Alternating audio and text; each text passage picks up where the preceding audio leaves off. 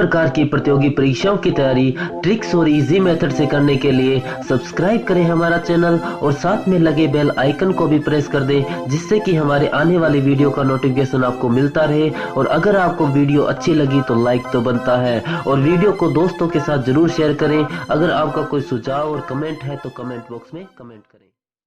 जिन लोगों ने अभी तक इस चैनल को सब्सक्राइब नहीं किया है, चैनल को सब्सक्राइब करें, बेल आइकन दबाएं ताकि हमारे वीडियोज के अपडेट्स आपको समय समय पे मिलते रहें। ये पार्ट 2 वीडियो है इस चैप्टर का। हम लोग चैप्टर पढ़ रहे हैं अम्ल, भस्म और लवण के बारे में। चलिए, पिछले वीडियो में हम लोग अम्ल और भस्म के बारे में पढ़ चुके थे। आज हम लोग लवण यानी साल्ट के बारे में पढ़ेंगे। ऊपर हम लोग अम्ल जब पढ़ रहे थे तो उसमें आपको बताया है कि अम्ल जो है भस्म के साथ क्रिया करके क्या बनाते हैं, लवण तथा जल बनाते हैं। जैसे मान लीजिए आपके पास एक अम्ल है HCl, हाइड्रोक्लोरिक अम्ल, और ये है NaOH, ठीक है, सोडियम हाइड्रोक्साइड। तो ये भस्म है और ये अम्ल है। ये जो है आपको बता रखे थे कि ये प्रबल अम्ल होता है और ये प्रबल भस्म होता है। तो जब इनमें क्रिया होगी तो यहाँ बनेगा सोडियम क्लोराइड NaCl और प्लस H2O। ये देख रहे हैं ना अभिक्रिया। तो यहाँ जो हुई, यहाँ ये जो अम्ल से है ये क्लोरीन विस्थापित होके कहाँ चल गया, ये सोडियम के साथ आ गया, और ये जो है ये इसके साथ ये आ गया, है ना। तो यहाँ जो अभिक्रिया करके बना तो ये हुआ सोडियम क्लोराइड यानी नमक, साल्ट, है ना, और ये क्या बन गया, जल। तो वही यहाँ लिखा हुआ है कि अम्लों के साथ भस्मों की अभिक्रिया करके क्या बनते हैं, लवण तथा जल बनते हैं। तो ये लवण है और ये जल है, समझ रहे हैं ना, ठीक, साल्ट एंड वाटर बनता है, समझ गए। अब देखिए अम्ल में दो मूलक विद्यमान रहते हैं। यहाँ लिखा जा सकता है इस तरह से लिख सकते हैं कि लवण में दो मूलक विद्यमान रहते हैं। एक मूलक भस्म से प्राप्त होता है जिसे भास्मिक मूलक कहते हैं। जो भस्म से प्राप्त होता है उसे भास्मिक मूलक, और भास्मिक मूलक धन आवेशित होता है। भास्मिक मूलक क्या होता है, धन आवेशित। भास्मिक मूलक जो होता है उसमें धन आवेशित रहता है। और दूसरा मूलक क्या होता है कि अम्ल से हाइड्रोजन को विस्थापित करने के फलस्वरूप प्राप्त करता है। अम्ल से हाइड्रोजन को विस्थापित, ये देखिए अम्ल से यहाँ विस्थापित कौन कर रहा है, क्लोरीन विस्थापित कर रहा है ना, उससे प्राप्त होता है, जिसे अम्लीय मूलक कहते हैं। और उस पे क्या रहता है, तो उस पे ऋण आवेश रहता है। उस अम्लीय मूलक पे क्या रहता है, ऋण आवेश रहता है, इसमें माइनस चार्ज रहता है, ठीक है। अब देखिए इस रिएक्शन में, ये जो रिएक्शन दिख रहा है इसमें अम्लीय मूलक और भास्मिक मूलक क्या है। तो आपको ये तो पता चल गया, दो मूलक विद्यमान रहते हैं लवण में। यहाँ देखिए सोडियम है और क्लोरीन है। लवण में सोडियम और क्लोरीन है। सोडियम कहाँ से प्राप्त हुआ है, तो सोडियम हाइड्रोक्साइड से प्राप्त हुआ है। तो सोडियम हाइड्रोक्साइड में ये जो सोडियम है ये क्या है, तो यहाँ लिखा हुआ है भास्मिक मूलक है। और भास्मिक मूलक पे क्या होता है, धन आवेश। आपको पता है कि सोडियम पे क्या रहेगा, धन आवेश रहेगा, है ना, क्योंकि ये इलेक्ट्रॉन का त्याग करता है। दूसरा मूलक जो होता है वो अम्ल से निकलता है। तो यहाँ देखिए अम्ल से इसमें क्या आया है, क्लोरीन आया है ना, क्लोरीन आया ना, यहाँ देखना ना Cl इससे आया है। तो यहाँ जो Cl है ये Cl क्या कहलाएगा, क्या कहलाएगा, तो अम्लीय मूलक कहलाएगा, क्योंकि अम्ल से उत्पन्न हुआ है, अम्ल से निकला है, अम्ल से विस्थापित हुआ है। ये क्या लिखे हुए हैं कि दूसरा भास्मिक मूलक होता है जो हाइड्रोजन से विस्थापित करने के फलस्वरूप बनता है अम्ल से। तो अम्ल से हाइड्रोजन को विस्थापित करने के फलस्वरूप क्लोरीन इसके जाके न मिल रहा है, यानी कि इस पे कैसा आवेश रहता है, तो इस पे ऋण आवेश रहता है, समझ गए। तो ये रहा अम्लीय, ये क्या है, भास्मिक मूलक है, और ये अम्लीय मूलक है, समझ गए ना। ये अम्ल से निकल के आया है हाइड्रोजन को विस्थापित करके, और यहाँ हाइड्रोक्साइड आयन को ये विस्थापित करके आया है Na, ठीक है, क्लियर हुआ यहाँ से। चलिए अब देखिए लवणों के नामकरण कैसे किए जाते हैं इसके बारे में देखते हैं। तो लवणों में उपस्थित समान भास्मिक मूलक तथा समान अम्लीय मूलक के आधार पर लवणों का नामकरण किया जाता है। जैसे एग्जाम्पल देखिए NaCl, और दूसरा लेते हैं हम लोग Na2SO4, ठीक है। यहाँ दोनों में देख रहे हैं, यहाँ दोनों लवण में क्या देखने को आपको मिला है कि दोनों में सोडियम विद्यमान है। और सोडियम क्या है, तो सोडियम भास्मिक मूलक है ना। यहाँ भास्मिक मूलक है तो दोनों में समान भास्मिक मूलक कौन है, सोडियम आयन है। सोडियम आयन दोनों में मौजूद है ना, यानी कि इस लवण को कहा जाएगा, इन लवणों को क्या कहेंगे, सोडियम लवण कहेंगे, ठीक है। इन लवणों को क्या कहेंगे, सोडियम लवण। दूसरा एग्जाम्पल अगर हम ले लें NaCl, सोडियम क्लोराइड, और दूसरा लिख सकते हैं पोटेशियम क्लोराइड। तो दोनों में Cl मौजूद है, दोनों में Cl मौजूद है, यानी दोनों क्लोरीन। तो क्लोरीन अभी देखे थे, इसके पहले अभिक्रिया जो किए थे उसमें दिखाए थे आपको कि क्लोरीन क्या होता है, अम्लीय मूलक होता है, अम्ल से होता है ना, उत्पन्न होकर आया है। जैसे अभी आपको दिखाए थे ना कि NaCl में जब NaCl कैसे प्राप्त होता है, तो HCl के साथ जब अभिक्रिया करते हैं सोडियम हाइड्रोक्साइड का, तो यहाँ से ये अभिक्रिया करके प्राप्त हो जाता है NaCl प्लस H2O। तो ये जो बताए थे आपको ना कि ये अम्लीय मूलक है, ये भास्मिक मूलक है, तो वही चीज देख रहे हैं। क्लोरीन क्या है, अम्लीय मूलक है ना, तो इनके इसके आधार पर नाम रखा जाएगा। तो ये दोनों क्या कहलाएंगे, क्लोराइड लवण कहलाएंगे, और ये दोनों क्या कहलाएंगे, सोडियम लवण कहलाएंगे। यानी कि उनका नाम किसके आधार पर रखा जाता है, कि उसमें उपस्थित समान भास्मिक मूलक या समान अम्लीय मूलक के आधार पर उनका नाम रखा जाता है। ठीक है, क्लियर हुआ यहाँ से। चलिए अब हम लोग बात करते हैं लवणों के वर्गीकरण के। तो ऐसे सामान्यतः अगर बात करें तो लवणों को 3 भागों में बांटा जाता है। पहला है सामान्य लवण, ठीक है, तीनों के बारे में देखा जाएगा। दूसरा अम्लीय होता है और तीसरा भास्मिक लवण होता है। तो चलिए सामान्य लवण के बारे में। वैसे लवण जिनमें विस्थापनशील हाइड्रोजन एवं हाइड्रोक्सिल समूह नहीं होते हैं वो सामान्य लवण कहलाते हैं। जैसे अगर देखें सोडियम क्लोराइड, तो इसमें कहाँ देख रहे हैं ना, हाइड्रोजन या हाइड्रोक्सिल समूह इसमें नहीं मौजूद है, ये सामान्य लवण होगा।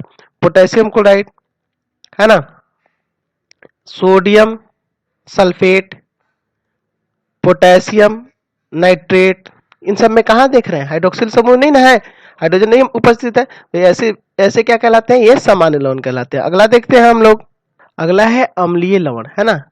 एसिडिक साल्ट क्या होता है, वे लवण जो किसी भस्म द्वारा किसी अम्ल के अपूर्ण उदासीनीकरण के फलस्वरूप बनते हैं, यानी पूरी तरह से उदासीन नहीं कर पाते हैं, वैसे लवण को क्या कहते हैं, अम्लीय लवण कहते हैं।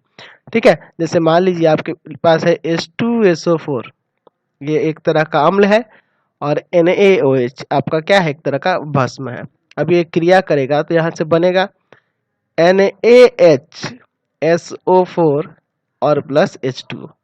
ठीक है, तो ये देख रहे हैं ये क्या है, अम्लीय लवण ना होगा, क्योंकि इसको सोडियम बाइसल्फेट कहेंगे। ये आपका क्या है, सोडियम बाइसल्फेट है, ये सोडियम बाइसल्फेट है, सोडियम बाई, है ना, बाइसल्फेट। ठीक है, बाइसल्फेट है। अब देखिए इसमें जो देख रहे हैं हाइड्रोजन उपस्थित है ना, यानी अपूर्ण दहन है ना, अपूर्ण उदासीनीकरण हुआ, सॉरी अपूर्ण उदासीनीकरण हुआ, जिसके कारण से ये प्राप्त हुआ। ठीक है, इसमें हाइड्रोजन मौजूद है, देख रहे हैं ना। उसी तरह दूसरा एग्जांपल ले लें, हम लोग ले लेते हैं H3PO4 और अभिक्रिया करा दिए सोडियम हाइड्रोक्साइड के साथ। यहाँ क्रिया करिएगा तो ये बन जाएगा सोडियम हाइड्रोजन फॉस्फेट बनेगा, हाँ, H2PO4 sodium hydrogen phosphate plus water. ये भी एक तरह का अम्ल है, तो ये कैसा है, तो ये अम्लीय लवण है, ये भी अम्लीय लवण है। ये क्या है आपका, तो सोडियम हाइड्रोजन फॉस्फेट है। ठीक, तो यहाँ जो अभिक्रिया देख रहे हैं, इन दोनों अभिक्रियाओं में जो उत्पन्न हो रहा है, इसमें हाइड्रोजन मौजूद है, देख रहे हैं ना यहाँ पे। तो ये अपूर्ण उदासीनीकरण के फलस्वरूप बनता है, तो ऐसे लवण को क्या कहते हैं, अम्लीय लवण कहते हैं, यानी कि इनका स्वाद जो होगा खट्टा होगा। ठीक है, और सामान्य लवण जो हम लोग साधारण नमक यूज करते हैं NaCl, हम लोग किसका यूज करते हैं, NaCl का, तो उसका कोई देखते हैं ना अम्ल जैसा लगता है ना भस्म जैसा लगता है ना, नॉर्मल लगता है। अगला बात करते हैं भास्मिक लवण यानी बेसिक साल्ट। वैसे भस्म जिनके अणु में एक से अधिक हाइड्रोक्सिल समूह होते हैं, है ना, एक से अधिक हाइड्रोक्सिल समूह होते हैं, अम्लों द्वारा आंशिक रूप से उदासीन होकर ये भास्मिक लवण प्रदान करते हैं। जैसे मान लीजिए PbOH2 ले लिए, तो देखिए एक भस्म है, यहाँ क्या है ना, OH देख रही है ना, हाइड्रोक्सिल समूह एक से अधिक है, देख रहे ना, हाइड्रोक्सिल समूह क्या है, एक से अधिक होना चाहिए, तो यहाँ देखिए एक से अधिक है ना। तो जब ये किसी अम्ल जैसे हाइड्रोजन नाइट्रेट के साथ अभिक्रिया कराएगा तो यह बनेगा लेड, है ना, भास्मिक लेड नाइट्रेट बन जाएगा, लेड नाइट्रेट बनेगा, भास्मिक लेड नाइट्रेट बनेगा, और प्लस जल तो बनना ही है आपको। ये क्या है आपका, भास्मिक लेड नाइट्रेट, लेड नाइट्रेट। ठीक है, तो ये जो बना है ये क्या है, एक तरह का ये क्या है, ये भास्मिक लवण है, समझ गए ना। इसी तरह बहुत सारे ऐसे भास्मिक लवण बन सकते हैं। ठीक है, तो बहुत तरह के भास्मिक लवण, और भी एग्जांपल आपको बता दें कि हो जाएगा BaOHCl, है ना, ये भी एक भास्मिक लवण है। MgOHCl, ये भी एक भास्मिक लवण है। ठीक है, ये दोनों कैसे फॉर्म्ड हुए हैं, तो ये क्या किए हैं, तो ये जल सॉरी हाइड्रोजन को विस्थापित किए, ये HCl के साथ अभिक्रिया करने पे प्राप्त होंगे, ये दोनों HCl के साथ अभिक्रिया करने पे ही प्राप्त होंगे। ठीक है, समझ रहे हैं ना। चलिए, तो अब यहाँ से हम लोग समझ गए तीनों लवण के बारे में, पहला साधारण लवण, दूसरा अम्लीय लवण और तीसरा भास्मिक लवण। चलिए, तो अब आपको बता दिए कि यहाँ से आपको ये पता चल गया कि अम्लीय लवण क्या होता है, भास्मिक लवण क्या होता है और साधारण लवण क्या होता है। तो इसका मतलब आपको ये इनका कुछ ना कुछ पीएच मान होता होगा, क्योंकि अम्लीय है, भस्मीय है, उदासीन है, तो इनका पीएच मान कुछ होता होगा ना। चलिए, तो सबसे पहले बात करते हैं लवणों के पीएच के बारे में। तो सबसे पहले हम लोग शुरुआत करते हैं किससे, तो यहाँ देखिए हम लोग शुरुआत, पहला पॉइंट है आपका, प्रबल अम्ल और प्रबल भस्म से बने लवणों के जलीय विलयन उदासीन होते हैं। यानी जैसे आप पहला ही देखे थे, सोडियम क्लोराइड जो बन रहा था NaCl, साधारण नमक, इसका पीएच मान जो होता है ये 7 के बराबर होता है। इसीलिए ये क्या रखता है, कोई भी स्वाद नहीं, आप नमक जो खाते हैं वो NaCl ही होता है, ठीक है। उसका पीएच मान कितना रहता है, पीएच मान इसका 7 रहता है, पीएच वैल्यू कितना रहता है, 7 रहता है। इसलिए आपको ये लगता है कि, तो अब आपको बताए ही थे कि आपको HCl जो है प्रबल अम्ल है और NaOH जो है प्रबल भस्म है, और दोनों क्रिया करके क्या बनाएंगे, NaCl और प्लस H2O, है ना। तो ये जो होगा क्या होगा, तो ये कैसा होगा, तो इसका पीएच मान जो होगा वो 7 रहेगा, यानी ये उदासीन होता है। समझ गए ना, उदासीन होने का मतलब 7 ही ना रहता है, समझ गए। तो ऐसे बहुत सारे एग्जाम्पल हो सकते हैं, पोटेशियम क्लोराइड हो सकता है, पोटेशियम नाइट्रेट हो सकता है ना, सोडियम सल्फेट हो सकता है, ठीक है। ये सब किसके एग्जाम्पल है, प्रबल अम्ल, ये उदासीन, है ना। इनका पीएच मान जो होता है 7 के लगभग में रहता है। ये क्या है, तो प्रबल अम्ल और प्रबल भस्म के साथ क्रिया करके ऐसे प्राप्त हुए हैं, ठीक है। दूसरा पॉइंट है आपका कि प्रबल अम्ल और दुर्बल भस्म से बने लवण के जलीय विलयन अम्लीय होते हैं। यानी प्रबल अम्ल होगा और दुर्बल भस्म होगा, है ना, तो उनसे बना हुआ जो लवण होगा उनका जलीय विलयन क्या होता है, अम्लीय होता है। तो आप देखे थे ना अम्लीय लवण कौन कौन से थे, तो अम्लीय लवण था NH4Cl, है ना, कॉपर सल्फेट, है ना, ये सब जो एग्जाम्पल हम लोग पहले भी देखे थे। उसी तरह सोडियम, है ना, सोडियम बाइसल्फेट, सोडियम हाइड्रोजन, है ना, फॉस्फेट, ये सब जो है क्या है, क्या होता है, तो ये अम्लीय होते हैं, है ना। ये भी लवण है, ये सब क्या होते हैं, अम्लीय होते हैं, क्योंकि ये प्रबल अम्ल और दुर्बल भस्म के साथ क्रिया करके बनते हैं। समझ गए। सॉरी, इन दोनों एग्जाम्पल को आप नहीं लीजिएगा इसमें, ठीक है, क्योंकि देखिए ये दोनों आपको बताए थे NaOH के साथ क्रिया करके, इसको इसमें नहीं लेंगे। ये दोनों एग्जाम्पल आप ले सकते हैं, ठीक है। तो ये जो होंगे अम्लीय लवण होंगे, ये भी ये अम्लीय लवण में ही होता है, लेकिन ये दुर्बल भस्म के साथ क्रिया नहीं करते। NaOH जो होता है प्रबल भस्म होता है, ठीक है। तो ये भी अम्लीय ही लवण है, ठीक है, लेकिन ये दुर्बल भस्म के साथ क्रिया करके बने हैं, ठीक है। तो ये भी सही है, ठीक है, इसको ले सकते हैं, लेकिन ये आपके परिभाषा के अनुसार कि प्रबल अम्ल दुर्बल भस्म के साथ क्रिया करके जो बनते हैं उनके वो अम्लीय होते हैं। तो ये अम्लीय होते हैं, आपको अभी बताया था ना अम्लीय लवण के बारे में, तो ये दोनों एग्जाम्पल आपको बताया था अम्लीय लवण में, लेकिन ये आपके परिभाषा के अनुसार ये ठीक नहीं है, ठीक है। लेकिन आप ये जान लीजिए कि ये भी क्या होता है, अम्लीय लवण ही होता है, ठीक। चलते आगे हम लोग। उसी तरह जब तीसरी बात आती है कि दुर्बल अम्ल और प्रबल भस्म के साथ बने जो लवण होते हैं उनका जलीय विलयन क्षारीय होता है, यानी उसका पीएच मान 7 से अधिक होगा, है ना, क्योंकि क्षारीय है तो उनका पीएच मान 7 से अधिक होगा। तो जैसे क्या हो जाएगा एग्जाम्पल में, Na2CO3, है ना, सोडियम कार्बोनेट, है ना, सोडियम हाइड्रोकार्बोनेट, है ना। इस तरह से ये जो एग्जाम्पल हो जाएंगे किसके, क्षारीय अम्ल के, ठीक है।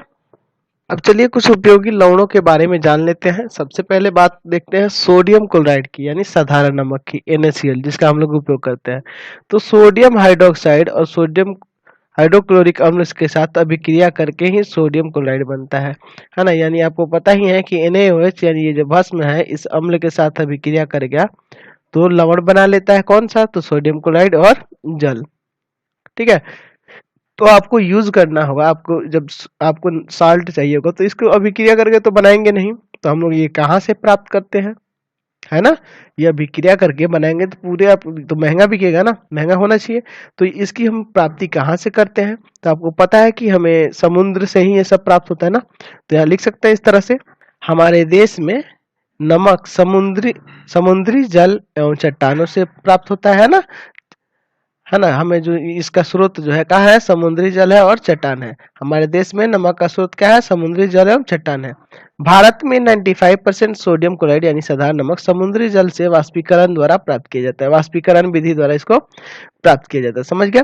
चलिए आगे बढ़ते हैं इसमें।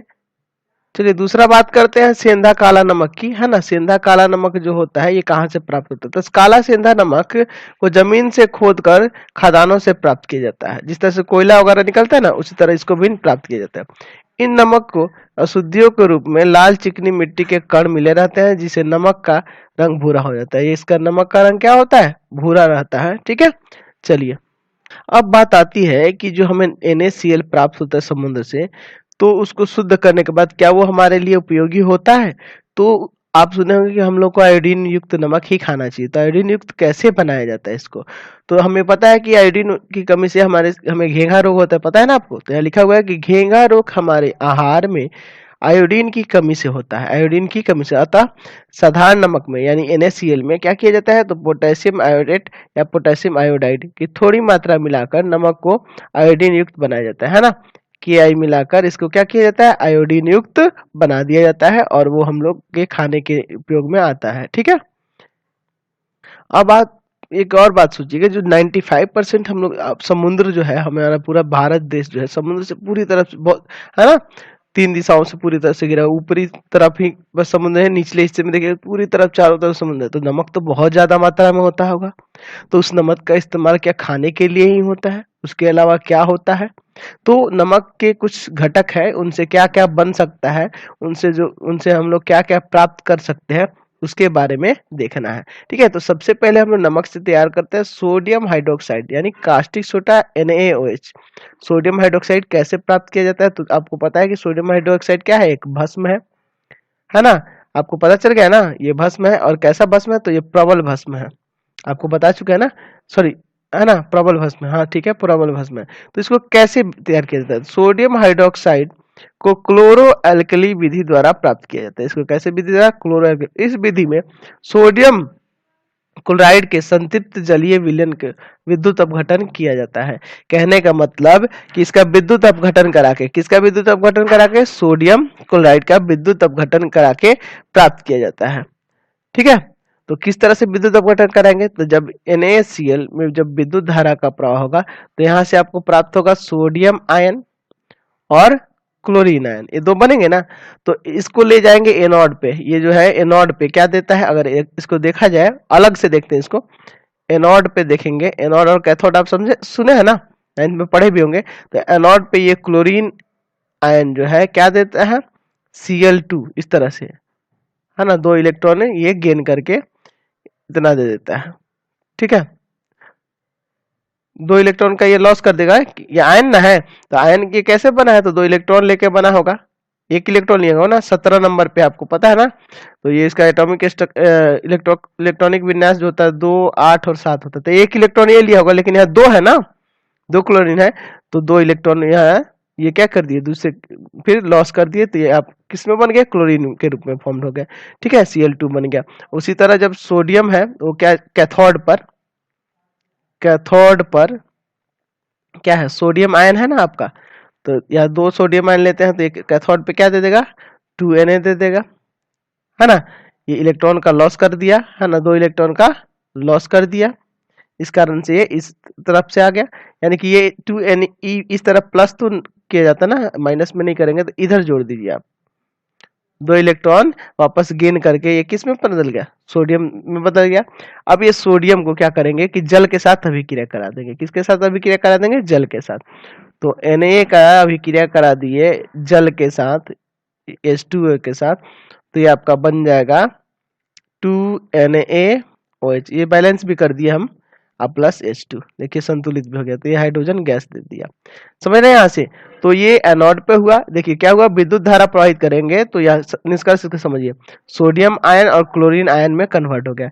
ये क्लोरीन आयन एनोड पर क्लोरीन गैस के रूप में दे देगा, है ना। और दूसरा सोडियम आयन कैथोड पर क्या दे देगा? सोडियम धातु के रूप में परिणत हो जाएगा।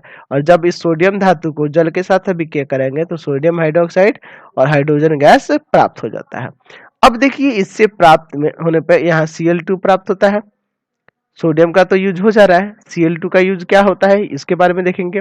सोडियम हाइड्रोक्साइड का क्या यूज है और हाइड्रोजन गैस का क्या यूज है? 3 घटक प्राप्त हो रहे हैं ना, एक Cl2, H2 और NaOH, 3 चीज प्राप्त हो रहा है। तो तीनों का हम लोग क्या क्या प्रयोग करेंगे इसके बारे में देखते हैं। ठीक है, चलिए तो देखते हैं सबसे पहले सोडियम हाइड्रोक्साइड का क्या उपयोग करते हैं। तो इसका उपयोग साबुन और अपमार्जक बनाने में होता है, कागज बनाने में होता है और प्रयोगशाला में अभिकर्मक के यानी रिएक्टेंट के रूप में होता है। हाइड्रोजन गैस जो प्राप्त होता है उसका क्या उपयोग होता है, तो वनस्पति तेल का हाइड्रोजनीकरण करके उसे वनस्पति घी में परिणत करने यानी तेल से घी बनाने में और हैबर विधि द्वारा अमोनिया बनाने में। उसी तरह क्लोरीन गैस का क्या उपयोग है, तो कागज एवं कपड़ों को विरंजित करने में और कीटनाशक है ना, कीटाणुनाशक होने के कारण पेयजल को शुद्ध करने में। उसी तरह विरंजक चूर्ण बनाने में भी इसका इस्तेमाल होता है। ठीक है, चलिए अगला देखते हैं हम लोग। अभी हम लोग देख लिए कि सोडियम क्लोराइड यानी NaCl से हम लोग क्या प्राप्त कर रहे थे, तो सोडियम हाइड्रोक्साइड किस तरह से प्राप्त कर रहे थे और उसके क्या क्या उपयोग थे ये हम लोग समझ चुके थे। साथ ही साथ क्लोरीन का भी देखे, क्लोरीन गैस का क्या उपयोग है, हाइड्रोजन गैस का क्या उपयोग है। उसी तरह आप देखिए दूसरा अवयव है जो हमें NaCl से प्राप्त होता है यानी सोडियम क्लोराइड से प्राप्त होता है, जिसे सोडियम बाइकार्बोनेट या सोडियम हाइड्रोजन कार्बोनेट कहते हैं। इसका फॉर्मूला ये होता है, इसे खाने का सोडा भी कहा जाता है। तो इसको खाने का सोडा भी कहते हैं ना। इसे प्रायः अमोनिया सोडा या साल्वे विधि द्वारा तैयार किया जाता है। ठीक है, अमोनिया सोडा विधि या साल्वे विधि द्वारा तैयार किया जाता है। इसमें क्या किया जाता है कि सोडियम क्लोराइड, ठीक है, सोडियम क्लोराइड को है ना जल और है ना शुष्क सोडियम क्लोराइड यानी कि जल भी उसमें मौजूद होगा, कार्बन डाइऑक्साइड उसमें प्रवाहित की जाती है अमोनिया के रेस्पेक्ट में, है ना। तो ये चारों यानी कहने का मतलब सोडियम क्लोराइड का जल, कार्बन डाइऑक्साइड और अमोनिया के साथ अभिक्रिया करा दी जाती है। तो यहाँ से बन जाता है NH4Cl प्लस NaHCO3, NaHCO3। तो ये जो NaHCO3 है यही ना है आपका खाने का सोडा यानी सोडियम हाइड्रोजन कार्बोनेट ये है, और ये क्या है, अमोनियम क्लोराइड है। ये क्या है, अमोनियम क्लोराइड है। ये है आपका अमोनियम क्लोराइड, है ना, अमोनियम क्लोराइड। और ये जो दूसरा है ये क्या है, यही आपका सोडियम हाइड्रोजन कार्बोनेट या सोडियम बाइकार्बोनेट। ठीक है, इसे क्या कहेंगे, सोडियम बाइकार्बोनेट। ठीक है, बाइकार्बोनेट। ठीक है, अब देखिए इसके कुछ गुण के बारे में हम लोग जान लेते हैं। इसका गुण क्या क्या है, इसका नेचर क्या है। सोडियम बाइकार्बोनेट जो होता है इसका जलीय विलयन जो होता है, इसका पीएच मान जो होता है 7 से अधिक होता है। इसका जलीय विलयन का पीएच मान क्या होता है, 7 से अधिक होता है। और जब इसको गर्म करिएगा यानी कि किसको गर्म करिएगा, सोडियम हाइड्रोजन कार्बोनेट या बाइकार्बोनेट को जब गर्म करेंगे तो क्या प्राप्त होता है, तो सोडियम कार्बोनेट प्राप्त होता है, जल बनता है और कार्बन डाइऑक्साइड बनता है। ठीक है, इसको याद रखेंगे आप। ठीक है, चलते हैं अगला, सोडियम इसका उपयोग क्या होता है। ठीक है, तो पहला उपयोग बता दें कि बेकिंग पाउडर का इस्तेमाल, है ना। देखिए यहाँ लिखा हुआ है कि बेकिंग पाउडर को खाने का सोडा भी कहते हैं, है ना। टार्ट्रिक अम्ल का मिश्रण होता है, ठीक है, तथा टार्ट्रिक अम्ल का मिश्रण होता है। बेकिंग सोडा खाने, है ना, पाउडर खाने का सोडा या टार्ट्रिक अम्ल तथा टार्ट्रिक अम्ल का मिश्रण होता है। पाव रोटी अथवा केक बनाने में भी इसका इस्तेमाल किया जाता है। ठीक है, इसको गीले आटे में मिला देते हैं और उसके बाद जब उसको गर्म करते हैं तो क्या बन जाता है, वो फूल जाता है ना, केक जो होता है मुलायम और स्पंजी बन जाता है। ठीक है, क्योंकि क्या होता है कि जब इसका यहाँ देखिए हाइड्रोजन के साथ क्रिया कर रहा है तो कार्बन डाइऑक्साइड और जल बना रहा है और सोडियम टार्टरेट बना रहा है। तो इस अभिक्रिया में हाइड्रोजन जो कार्बन डाइऑक्साइड पाव रोटी और इसको क्या कर देता है, मुलायम और स्पंजी बनाने में सहायक होता है। जो कार्बन डाइऑक्साइड बन रहा है ये क्या करता है, उसको मुलायम और स्पंजी बनाने में सहायक होता है। और उसी तरह सोडियम बाइकार्बोनेट का पेट की अम्लीयता कम करने में भी इसका इस्तेमाल किया जाता है। देख रहे हैं ना, पेट की अम्लीयता कम करने में भी इसका इस्तेमाल होता है। समझ गए, चलिए। औषधि के रूप में यानी एंटासिड जो होता है वो किसका होता है, बेकिंग सोडा का ही बना होता है। तो अग्निशामक यंत्र में भी इसका इस्तेमाल किया जाता है। जैसे मान लीजिए जो अग्निशामक टंकी होती है, इस तरह की लंबी सी टंकी जो होती है, आप देखते हैं ना अग्निशामक टंकी इस तरह से होती है। चलिए, इस तरह से जो टंकी होगी इसके अंदर दो चीज होते हैं। इस टंकी में सल्फ्यूरिक अम्ल यानी H2SO4 भरा रहता है, और ये जो बाहर वाली इसमें अंदर ही अंदर दो टंकी रहती है, और इसमें जो रहता है वही रहता है आपका NaHCO3 ये रहता है, सोडियम बाइकार्बोनेट ही रहता है। NaHCO3 और H2SO4 यानी कि ये जब क्रिया करते हैं एक दूसरे से तो ज्यादा मात्रा में कार्बन डाइऑक्साइड देते हैं और उसे आग बुझने में सहायता मिलती है। ठीक है, चलिए अगला है सोडियम कार्बोनेट यानी धोने का सोडा NaCO3 इंटू 10H2O। ये कैसे प्राप्त होता है? तो इसको भी अमोनिया सोडा विधि या साल्वे विधि द्वारा ही, तो इसमें भी आपको वही करना है। इस सिद्धांत में भी कैसे तैयार करना है, तो सोडियम क्लोराइड को किसके साथ, शुद्ध सोडियम क्लोराइड को, है ना, H2O और कार्बन डाइऑक्साइड और क्या करते हैं, अमोनिया NH3, है ना। देखिए यहाँ लिखा है कि अमोनिया गैस से संतृप्त सोडियम क्लोराइड, अमोनिया गैस से संतृप्त सोडियम क्लोराइड के जलीय विलयन में कार्बन डाइऑक्साइड गैस प्रवाहित करने पर सोडियम बाइकार्बोनेट प्राप्त होता है।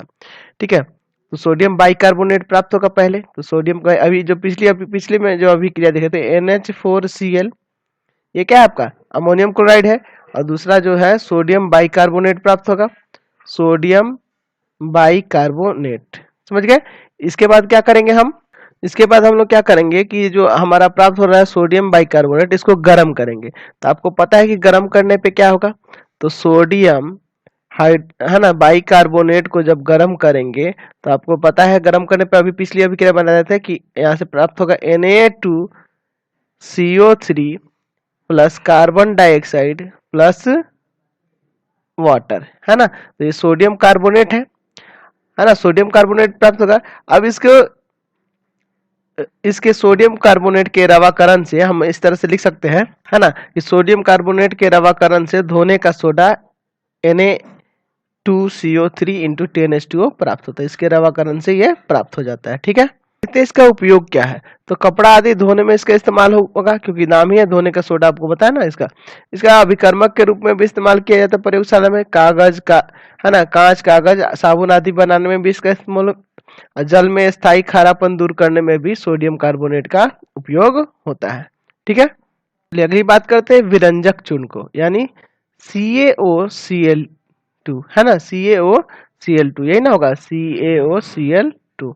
ठीक है, तो शुष्क बुझे हुए चूने यानी इसको, है ना, सोडियम कार्बोनेट को, सोडियम हाइड्रोजन का, सॉरी क्या है, कैल्शियम हाइड्रोक्साइड को, है ना, ये आपका कैल्शियम हाइड्रोक्साइड है, वो 40 डिग्री सेल्सियस तक तप्त करेंगे और उस पर क्लोरीन गैस प्रवाहित करेंगे तो विरंजक चूर्ण प्राप्त होता है। यानी कि कैल्शियम हाइड्रोक्साइड पर क्लोरीन गैस प्रवाहित की जाती है 40 डिग्री सेल्सियस पे तप्त करके, तो वहां प्राप्त होता है CaOCl2, है ना, 2 क्लोरीन और प्लस H2O। तो ये जो आपका प्राप्त हुआ है यही क्या है, विरंजक चूर्ण है। ये क्या है, विरंजक चूर्ण है, यानी कैल्शियम ऑक्साइड है, और है ना कैल्शियम ऑक्सीक्लोराइड, ये ना कहेंगे इसको। चलिए इसे विरंजक चूर्ण कहते हैं। ठीक है, अब देखिए ये जो है इसमें क्लोरीन मौजूद है, इसलिए इसमें इस चूर्ण से क्या आती है, क्लोरीन की भी गंध आती है। ठीक है, विरंजक चूर्ण का इस्तेमाल क्या होता है, तो कीटाणुनाशक के रूप में, कागज और कपड़ा को विरंजित करने में, क्लोरीन, क्लोरोफॉर्म आदि बनाने में। ठीक है, चलिए ये आपका अगला टॉपिक है प्लास्टर ऑफ पेरिस, यानी CaSO4 इंटू H2O, यानी CuSO4 या हाफ H2, ये दोनों होता है ना। कैल्शियम सल्फेट हेमीहाइड्रेट, है ना, इसका नाम है, या फिर प्लास्टर ऑफ पेरिस भी कहा जाता है। यानी देखिए यह है आपका जिप्सम CaSO4 इंटू 2H2O। इसको जब हम लोग तीव्रता से गर्म करते हैं, है ना, तो ये क्या होता है, तो यहाँ से ये क्या देता है, तो यह कैल्शियम सल्फेट देता है, यानी कैल्शियम सल्फेट देता है और इंटू में 2H2O जलाएगा। ठीक है, अब यह, लेकिन हमें तो प्राप्त करना है यहाँ पे CaSO4 हाफ H2O, है ना। तो ये हाफ H2O है, या फिर ये जो है, ये दोनों प्लास्टर ऑफ पेरिस का ना फॉर्मूला है, ये तो प्लास्टर ऑफ पेरिस है नहीं। तो इसको प्राप्त करने के लिए क्या करेंगे, तो यही जो जिप्सम है CaSO4 इंटू 2H2O को जब हम लोग 120 डिग्री सेल्सियस तक तप्त करेंगे, 120 डिग्री सेल्सियस तक तप्त करेंगे, तब आपका प्लास्टर ऑफ पेरिस प्राप्त होगा। यानी तब आपका CaSO4, है ना, इंटू 2, है ना, यहाँ पे फिर H2O प्राप्त होगा। ठीक है, और प्लस में 3H2O यहाँ उत्पन्न हो, 3H2O। ठीक है, तो यहाँ से प्राप्त करने के लिए कब, तो 120 डिग्री, यानी कि आप यहाँ लिख सकते हैं कि जिप्सम को जब तीव्रता से 120 डिग्री सेल्सियस तक सावधानी पूर्वक गर्म करते हैं तो प्लास्टर ऑफ पेरिस प्राप्त होता है। तो यहाँ लिख देते हैं हम लोग कि जिप्सम को हम लोग 120 डिग्री सेल्सियस तक सावधानी पूर्वक गर्म करेंगे तो प्लास्टर ऑफ पेरिस बनता है। समझ गए, यहाँ से क्लियर हो गया, समझ रहे ना, है ना। जब तेजी से गर्म करेंगे और सावधानी पूर्वक गर्म करेंगे तब ये प्लास्टर ऑफ पेरिस प्राप्त होता है। अब इसका उपयोग क्या होता है, तो देखिए प्लास्टर ऑफ पेरिस का मूर्ति वगैरह बनाने में भी उपयोग किया जाता है। इसके अलावा चिकित्सक जो होते हैं टूटी हड्डियों को बैठाने और जोड़ने में पट्टियों के रूप में भी इसका इस्तेमाल करते हैं। ठीक है, तो अब इसका एक और छोटा सा टॉपिक बचा है, उसको करा के ये चैप्टर खत्म हो जाए, आपका चैप्टर खत्म हो गया। इसके बाद चलिए तो ये लास्ट टॉपिक है, इसको देखते हैं, लवणों का पसीजना। आप देखते हो ये साधारणतः कि लवण पसीजते हैं, नमक पसीजते हैं, तो कुछ लवणों में जल के लिए अत्यधिक प्रीति होती है। इन लवणों को वायु में खुला छोड़ देने पर ये वायु के जलवाष्प को अवशोषित करके पसीजने लगते हैं। इस प्रकार के लवण को प्रसवेग लवण कहते हैं। आप जो घर में जो सॉल्ट देखते हैं, है ना, ये क्या होते हैं, जैसे अनाद कैल्शियम क्लोराइड, है ना, कैल्शियम क्लोराइड भी एक तरह का लवण है जो क्या कहता है, प्रसवेग लवण कहलाता है, वो पसीजने लगता है। तो आप साधारणतः देखते होंगे लवण पसीजते हैं, तो जब वायु में खुला छोड़ दीजिएगा तो लवण पसीजने लगते हैं। लवणों को क्या कहते हैं, प्रसवेग लवण के नाम से जानते हैं। तो इसके साथ ही आपका ये चैप्टर खत्म होता है। अगर आपको हमारा वीडियो अच्छा लगता हो चैनल को सब्सक्राइब करें, बेल आइकन दबाएं, ज़्यादा से ज़्यादा दोस्तों में शेयर करें।